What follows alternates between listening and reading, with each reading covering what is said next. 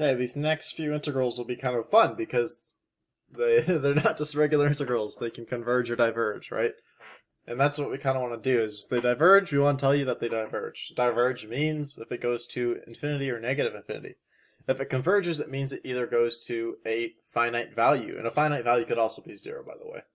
Sometimes people forget that. Okay, so let's actually do this integral here. So we see that we have this integral it's just a regular integral. So we could solve this by just doing a u sub, let u equal x minus 1.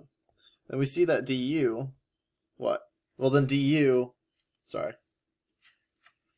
then is just equal to dx, right? And remember, when you do a change of variable, you have to do a change of bounds as well. Okay, so originally from x and we go to u, x was from 3 and 1, then what does u become? Well, then u becomes, okay, so 3, you put 3 into where x is, 2, you put 1 in there and you get 0. So then we get this new integral, which is from 2 to 0, right? And it's 2, 1 over square root u du. Okay. Then you compute this integral, and what do you get? Well, then you get u, so u to the negative 1/2, add a plus 1, so positive 1/2, divided by 1/2, and bounded from 2 to 0. And what does this become? This becomes 4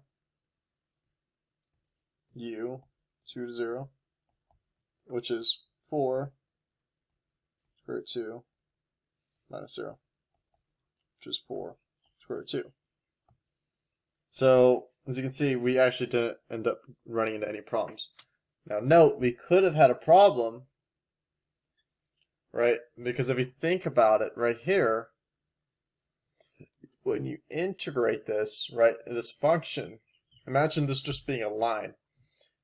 What happens if x is 1? Well, then you can't, right? It goes undefined. If x is 1, 1 minus 1 is 0. 0 under, if 0 is the denominator, that's no good, right? So you would see an undefined moment, right? It would, boom, shoot up to infinity, right? Something like that. It would diverge. But when you do the change of coordinates, you see that that actually doesn't happen, right? When you actually evaluate this integral. Now, everything here I did is correct. And you didn't run into any problems, because there was no problem when you do this example, right, this way. But there is another approach to doing this, and this approach may be needed to be done more often than this one. This example here was easier than usual, okay? But for a harder problem, sometimes you need to do this approach. So note that we did have 4 square root u, and this is the same thing as 4 x minus 1, right? It's the same product of the integral, right? So then, in other words, right, we had this integral that was originally, I think what was it? It was, yeah, there we go. 3 to 1, 2 square root x minus 1 dx. Well, we're saying that that's exactly equal to 4x minus 1, 3 to 1. Okay, we're saying that's exactly equal. And yeah, if you go about this and plug it in, literally, you'll see it. It is. But the formality of this, the way how improper integrals are usually done in textbooks, and maybe your professor does them, is you want to show that there's this fact here, right? The limit as 4x minus 1 from 3, and then note that right here in this case, this is where the formality comes in here. X cannot equal 1, right? And in fact, we see that x is coming from the right-hand side, so it's bigger than, right? Because we're integrating from 1 to 3, so x is slightly bigger than 1, right? Okay, so then note that we'll call this a, as a approaches 1 from the right-hand side. Okay, so this over here, this approach right here, is the formal approach, right? Now, it is kind of a waste of time for this specific example, but I will do it anyway so you guys can learn a little bit better.